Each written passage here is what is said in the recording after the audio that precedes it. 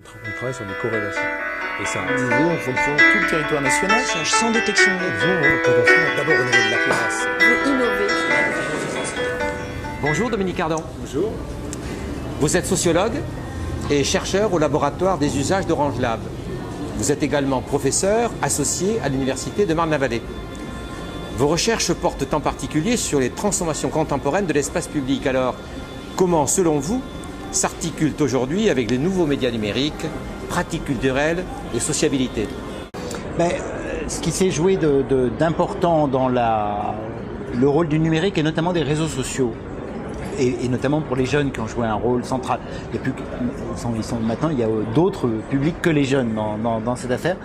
C'est l'utilisation des réseaux sociaux dans une sorte de double mouvement qui est à la fois de production de son identité et de construire sa fiche personnelle, de sculpter son image, de travailler la sculpture de soi, ses photos, ses goûts, sa manière d'être, et de le faire en relation directe avec la reconnaissance que l'on obtient de ses amis. Alors amis qu'on connaît très bien dans la vraie vie, ce qui est plutôt le cas, et notamment pour les jeunes, ils sont plutôt en interaction avec des gens qu'ils connaissent dans la vraie vie, et puis une nébuleuse de gens qu'on connaît moins bien. Et donc il y a une relation entre la manière dont les individus se montrent, s'exposent, avec de façon très singulariste, très narcissique parfois aussi, et donc cette manière de se raconter en public, de se mettre en scène en public, est constamment à la recherche d'une reconnaissance, ratification, approbation par le réseau social de proximité des individus.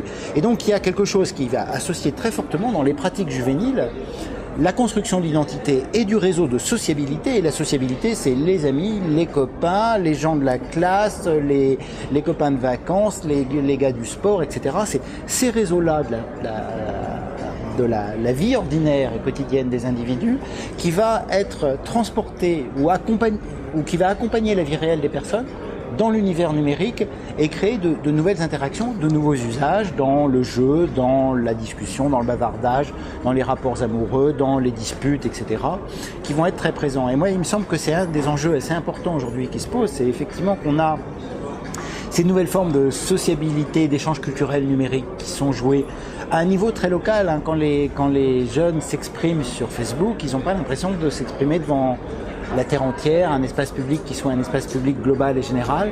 Ils sont d'abord ancrés dans un réseau qui est leur réseau de sociabilité. Alors la question du coup se pose de savoir est-ce que cette sociabilité de la vie quotidienne, de la vie personnelle, de la construction de soi, elle a un rapport avec la forme même de construction d'identité que propose l'institution scolaire, l'enceinte scolaire, et les formes plus institutionnelles de la vie des élèves. Et c'est un enjeu, alors c'est intéressant d'être ici pour en discuter, mais on ne sait pas très bien comment, ou si il est nécessaire de les articuler ou bien de les séparer comme étant deux éléments différents. Moi, ce que je crois, c'est qu'aujourd'hui, on a une tendance assez individualiste des formes à la fois de l'expression sur les réseaux sociaux et en même temps des attentes des élèves par rapport à l'institution scolaire. Et dans cette attente individuelle de singularisation des individus, il y a des choses communes entre la réussite scolaire, le fait qu'on a su faire et montrer des choses dans l'enceinte scolaire et ce qu'on est en train de vivre et de partager en se montrant au sein de la bande des copains qu'on partage sur Facebook. Vous avez beaucoup écrit sur Wikipédia. Tout un chacun peut participer à la construction d'un savoir partagé et universel. Le numérique facilite, on le voit, une forte dynamisation de l'individualisation à la production de l'expression écrite publique. L'école doit-elle, selon vous, intégrer l'apprendre à publier dans la culture numérique qu'elle doit leur permettre de construire? La publication, est-ce essentiel aujourd'hui? Alors moi je crois que c'est essentiel. C'est pas le numérique qui l'amène, les bons profs, ça depuis très longtemps. Les bons profs. Je sais pas comment il faut le dire. Mais je crois que c'est effectivement quelque chose que le numérique est venu renforcer, qui est renforcé par les dynamiques socio-culturelles de l'individualisation aussi dans nos sociétés. Wikipédia est un exemple assez merveilleux parce que dans Wikipédia, on a cette idée assez centrale et je trouve très éducative, que c'est pas la connaissance qui définit le statut des individus, c'est les procédures collectives que se sont données les membres de Wikipédia pour que chacun fasse montre de ses propres qualités pour trouver les bonnes connaissances. Donc on a un système procédural, un système de règles, qui est exactement ce que fait faire un prof quand il met en place un exercice collaboratif, dans lequel l'accès au savoir, à la connaissance, va être des ressources externes qu'on va mobiliser et qu'on va transformer en un savoir à travers les règles qu'on a mis en place. Et vraiment, le fonctionnement de Wikipédia est de cet ordre-là.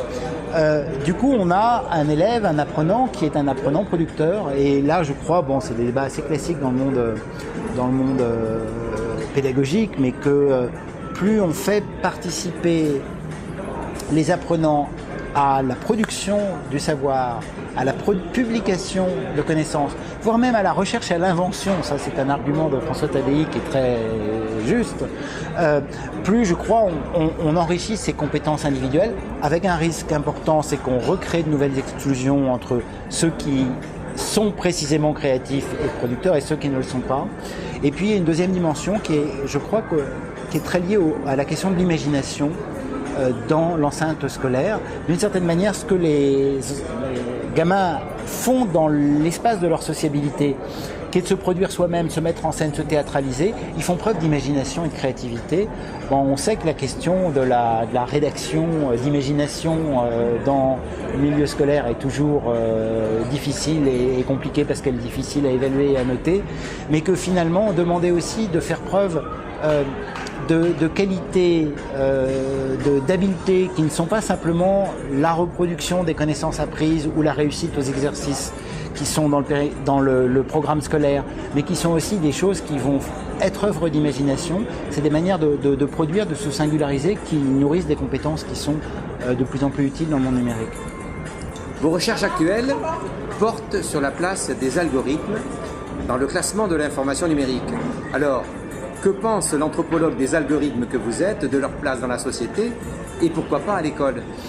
Alors bon, c'est une grande question. Effectivement, j'étudie les algorithmes comme anthropologue, c'est-à-dire que je vais les visiter, je les personnalise, j'entre à l'intérieur de leur fonctionnement, j'essaye de discuter avec des mathématiciens et des informaticiens pour comprendre ce qu'ils veulent faire. Et l'idée un peu centrale, c'est que je crois que les algorithmes portent des mondes, c'est-à-dire qu'ils dessinent des environnements que l'on va ensuite, dans lequel on va ensuite habiter nous comme utilisateurs, dans lequel il y a des principes qui sont mis en place, il y a des manières d'organiser l'information qui sont très très différentes, et que le débat sur les algorithmes, ça doit être aussi une enquête interne au fonctionnement des algorithmes, entre le PageRank de Google qui organise l'information selon un principe d'autorité, par les citations qu'ont reçues les liens, entre des algorithmes qui préfèrent l'affinité et la viralité, les systèmes mis en place par le filtrage collaboratif d'Amazon ou le newsfeed de Facebook, ou bien tous les nouveaux systèmes ou nouvelles techniques algorithmiques et statistiques qui sont mises en place aujourd'hui de machine learning, qui prélèvent toutes nos traces et puis qui les compare avec les traces des autres pour essayer de personnaliser les informations qu'elles nous donnent. Alors moi je crois qu'il y a presque on pourrait dire des philosophies politiques qui sont propres à chacun des algorithmes, qu'il faut les comprendre avant de les critiquer. Voilà, c'est un peu mon point central, c'est que on est aujourd'hui dans une situation où on a très peur des big data, on voit arriver ces techniques automatiques de traitement de l'information qui sont très inquiétantes et à raison, et notamment sur la question de la vie privée. Mais en même temps, notre manière de les critiquer, c'est de rejouer une sorte de tension entre nous les humains, on sait parce qu'on est savants, sagaces, qu'on a des idées, de l'imagination et de l'intuition, et puis ces machines sont idiotes et bêtes. Bon, je crois qu'il faut mieux comprendre ce que veulent faire ces machines et pour les comprendre, entrer à l'intérieur du système, parce que c'est la meilleure manière de les critiquer. Et il faut critiquer les algorithmes qui ne remplissent pas, par exemple, le programme auquel l'utilisateur pense qu'il est en train de réaliser, ce qui parfois pour des intérêts commerciaux peut être le cas.